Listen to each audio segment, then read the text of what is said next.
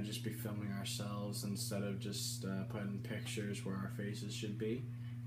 First off, I just wanted to apologize to everybody for stopping with the videos midway through the tour.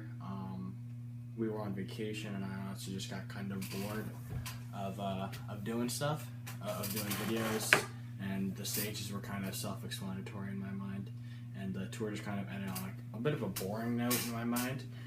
But we're back for the last third of the season. I'm going to talk about the Vuelta and the races leading up to it, in a couple different videos, and then eventually we'll do something on the World Championships. This video, I'm just going to talk about the GC guys for the Vuelta with Sam here, and then also their teams. So this is my brother Sam. Hi. I have my own channel. Yeah. Click on the card. Yeah, he has his own channel, Philosopher's Room 208. A little bit of a different channel than ours. Topic of conversation. Yeah. He knows what he's doing, and he's helping me out a little bit to get this rolling again. As I have said countless times, we've been having a lot of technical difficulties with my account, and we're going to try and get that running again. Hopefully we can get this video up pretty soon. It's the 5th today. Hopefully we can get this up the next day or two. Excuse me for looking off to the right. We have a whiteboard with some of the information we're going to be talking about. I'm going to start off, Sam's going to help me along the way, but I've written down a couple names, or more than a couple names, of guys that I've seen in the news lately that will most likely be racing the Vuelta, going for the GC.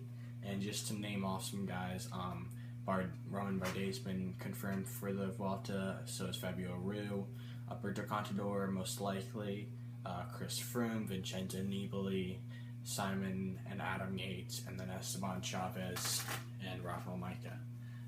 So I'll go through some of those names and their teams, and that should be our video for today. Alright. Okay. I wasn't taking my notes, I swear. I was just rounding it. Okay. So we're going to start off. Dang, we had to redo that because our sister walked in. Dang, I was on a roll. Okay. So we're going to talk out. We're going to start out by talking. We're going to talk out? We're going to start out by talking about Orca Scott, and then we're going to go to AG2R. So Orca Scott are doing... It's backwards for us. Yeah, it's back. I have no clue what I'm pointing at, really. So we're going to start off by talking about Orca Scott. So they're coming in with 3 leaders. So they're going to have Esteban Chavez, Simon Yates, and Adam Yates. Excuse me for being slow, and I'm trying to read backwards. Okay. So Esteban Chavez rode the Tour de France, but his personal masseuse died on a bike ride with his father just days before the tour, and she was a really good friend of his, a family friend, and so that really affected him during the tour. So he didn't really perform. I think at the Criterium du Dauphiné, which is like the pre-race, it's like the, pre-race? Yeah, I don't know, like the the last race before the tour. I think he was in the top 10, but I'm not sure about that. But he was at least present on the GC, but just obviously didn't have it during the tour. So he's looking to come back stronger. He finished 3rd last year behind Quintana and Froome, which is a really good result. So look for him in he loves the steep climbs. Colombian, and he's very small, as some of the Colombian climbers are. So look for him to go for the explosive attacks and some of those shorter, steeper climbs. Then we have Simon Yates, who rode the tour, got 7th. Sorry, I had to swallow. Got 7th. And the white jersey. Kind of made some attacks, but never really seemed to threaten. Never really seemed to threaten the main guys. He was kind of on the same time as Dan Martin for a little bit, but eventually just sank into 7th place permanently. he looked good. He made some attacks in the Tour, and I was gonna look to get a good result out of the Vuelta, which I think he finished 6th at last year. I might be wrong. I know he finished in the top 10 last year at the Vuelta. And then we have Adam Yates, who just rode the Vuelta a Burgos. I got like 6th or 7th.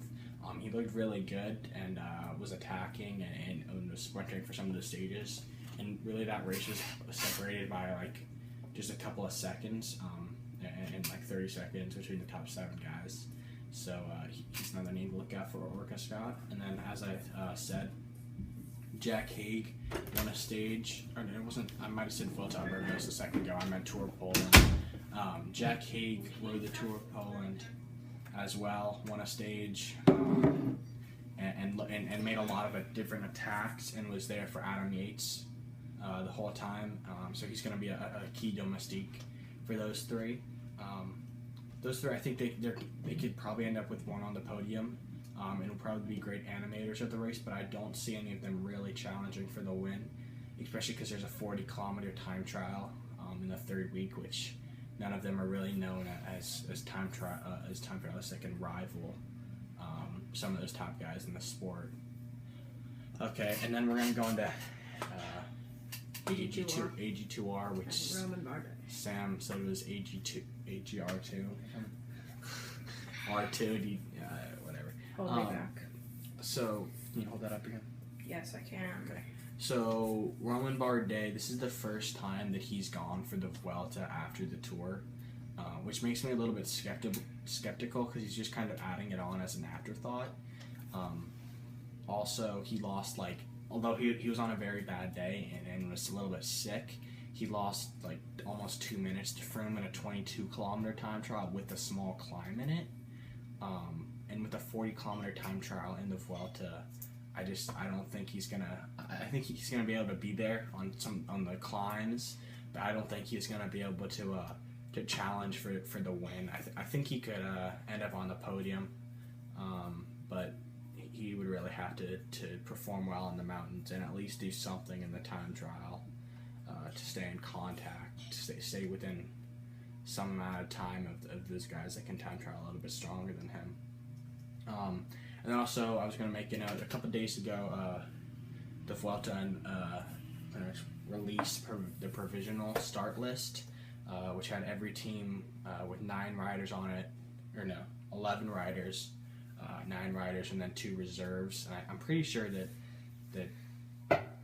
those are the 11 guys. Out of those 11, the teams have to choose 9 of them for the race. And AG2R was missing a couple guys from their Tour de France team, and I'm just kind of wondering if they're going to have the same firepower in the Vuelta that they did in the Tour to challenge Sky and Froome and the other GC guys. So those are some GC names to watch. Hair's nuts. What is wrong with you? Your hair's going crazy.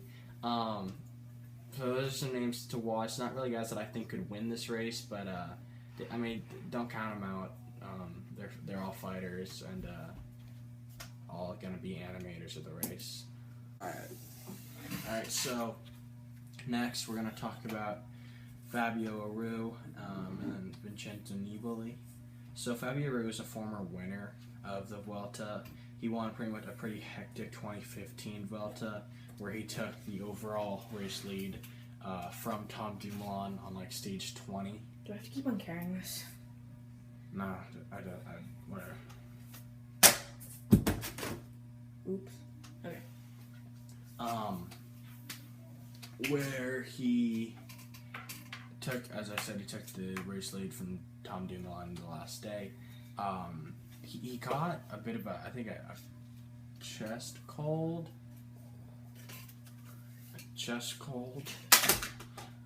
In the last week of the Tour, and the question is really going to be: is his form still intact from those first couple weeks, 2.5 weeks of the Tour? So will he be able to actually threaten for the GC? I think if his form is there, I think it's possible. He lost a good chunk of time from Froome in the time trials and the Tour, but I think at his best he can at least not lose too much time to not be able to claw back late in the race on some of those steeper climbs. So I think he could. I think he's the first guy that we've mentioned that could win the Vuelta if his form is back from what it was at the beginning of the Tour, which it might not be. So that's a really big question mark because I don't think he's raced in anything but criteriums since the Tour. So Astana looks on the provisional start list seems to be stronger than they were at the Tour with some bigger names: Luis Leon Sanchez, Alexei Lutsenko, Miguel Angel Lopez, who just won a stage at the Vuelta a Burgos and finished third overall there. So they should be stronger in the mountains, and also be able to protect Aru a lot more than they were in the Tour, and hopefully they won't be happy when he loses the race lead if he gets it this time. Yeah. You remember that? Yeah. Good.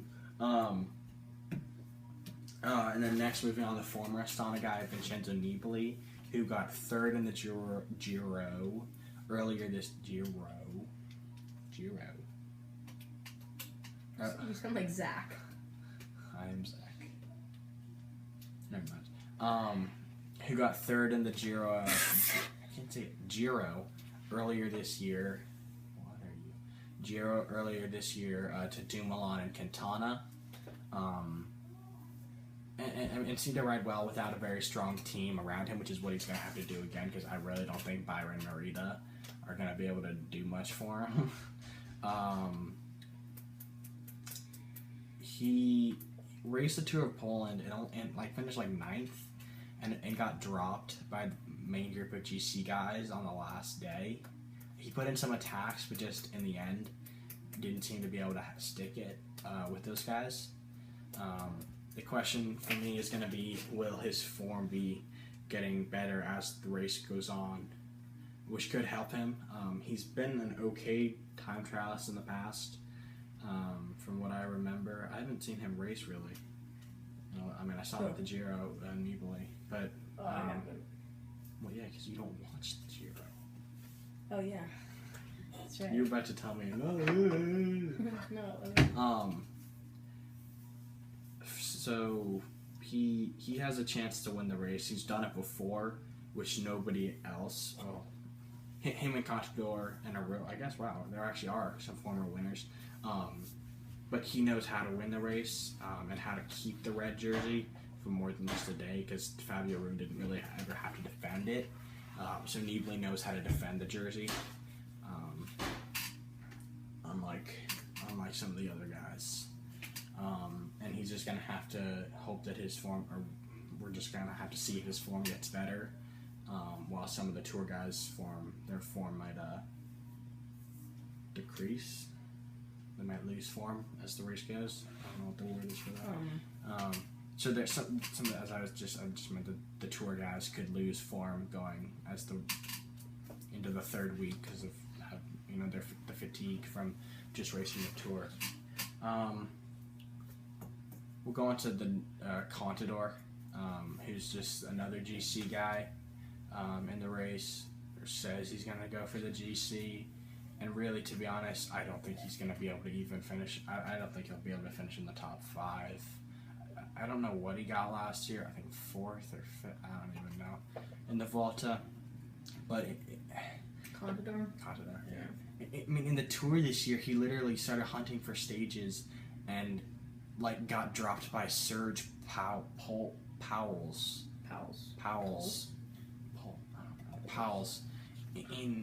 on the Galibier. Are you kidding? Serge Pauwels? Seriously? He's not a bad rider. He's a good breakaway guy, but he's not. He's getting dropped by breakaway guys, so he's not going to be able to all of a sudden be able to stick to Chris Froome's wheel in the Vuelta. He could get top 10, and I don't want to count him out, because you can never count out El Pistolero. So if he goes on and wins the race or gets a podium, my fault, but I just don't see that happening. If he does spring a surprise on us, he just left. I don't even know anymore. if he does bring a surprise, he actually put in a decent time trial in the Marseille time trial on the Tour, and only lost like 15 seconds to Froome, which is pretty impressive. Kind of reminiscent of the old Contador. So that'll be something to watch, but I don't see anything happening for him, sadly. Another guy that rode the Tour of Poland, Rafael Majka, who got third, I think, in 2015. I might be wrong there. I haven't done any fact checks, but got third in 2015 in the Vuelta, and just raced the Tour of Poland and got second and lost to Dylan Toon from BMC by 2 seconds, and looked pretty solid. Did have some weaker points, but I think he could be a guy going for the top 10, and he's known to be able to get over some of those steeper gradients, which is what he definitely has, with some 30% gradients on certain climbs. And then oh yeah, I was going to make a note, sorry, I skipped over this, but Alberto Contador's team, I haven't looked very closely. They look alright. I don't think Mullen was right. They don't have a lot of mountain guys. They don't have a lot of mountain guys, but I gotta get some brownie batter. What? It's gone. Mom's making brownies? I ate all the brownie batter. You didn't. Most of it. No, you did not. There's more left, isn't there? There's not that much left. Okay, awful. Finish the video. So John Degenkolb is on the team, and I guess I'll just add this in now. There really don't seem to be any notable sprinters in the Vuelta provisional start list. So Degenkolb is the only guy that I recognize. I may be missing out on somebody, and there might be some smaller name guys that are going to make a name for themselves or just take some stages. But Trek might be looking to control some of those stages, those flash stages for Degenkolb. So Contador might not get the entire team around him. I don't even think he's been confirmed to have been racing yet, so we'll see. And then that pretty much brings me to Froome, who in my mind is the all-out favorite for this race. I mean, if there's one guy, I mean, he's just, I mean, I don't want to say he's done it before, but he's raced the Tour and then the Vuelta before, like he did last year. And he was plenty good last year. Only Nairo Quintana at his very best ever. Like, Quintana was at his best ever last year, right? At the Vuelta, could beat Froome. I mean, he only beat him like by a minute and 10 seconds, which is a big deal. And the only reason he won is because of that crazy breakaway on stage 15 Quintana's last not year. even in this one, is he? Yeah, no, because he read the GL. Yeah, that's right. So, I mean, especially because Froome is prepared, like, for the Vuelta this year, because he didn't race much in the spring, to then be fresher for the Vuelta. Yeah, I think that it's going to be easier for Froome to get it without Quintana. Oh yeah, well, Quintana sucks nowadays. I know, but if Quintana was like how he was last year. Well, yeah, well, duh, but yeah. Yeah. Well, I mean, there's...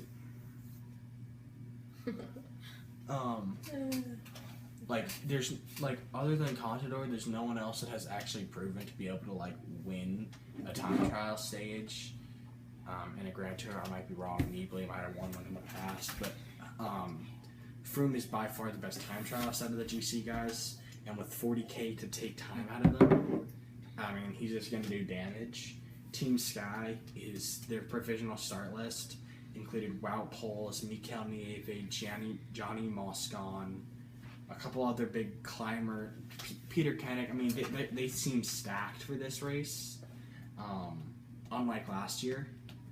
And I think he's the all-out favorite now. You're not, Sam. I don't even try. I mean, he knows how to race the Vuelta, because he's done it. He doesn't know how to win the Vuelta, because he hasn't, but I think this is the year that he's going to take that. The only way that I think he wouldn't have the form is if maybe he's just getting older, and he isn't able to do the Vuelta right after the Tour. but I honestly don't think that that'll happen. And there's so many mutterings after the tour of like, oh, he's getting old, he didn't win a stage. But like, to be honest, I don't think he cared about winning a stage. He could have won that Marseille. He didn't need to win a stage. Obviously. But that Marseille time trial, he could have beaten Maciek Bodnar. Like, Maciek Bodnar, like, okay, he's a power guy, but like 6 seconds, like, Froome obviously didn't take any risks. Like, I mean, you know, he has the yellow jersey. He's not gonna, like, you know, he's not gonna take risks, especially when he knows that he's a great time trialist in that stage. And he never really, I mean, he said it afterwards. He didn't feel like he needed to ever stamp his authority and just wanted to ride a 3-week race. But whatever. I don't think he's getting old, as you can probably tell, and I think he's the favorite for this race. I think that's going to be the end of our video. Well, wait, I just want to say one more thing. Even when Froome gets old, there's his kid. Oh, yeah, his cutest kid. I don't even know his name. Kellen. He says it like Kellen. He's like 56. Yeah, he has 59 of 59 lions. just give him one, use the other 58 as replacements. Yeah, he loses one. Oh, here's this. Just has like a room. Alright. Do you have anything that we forgot?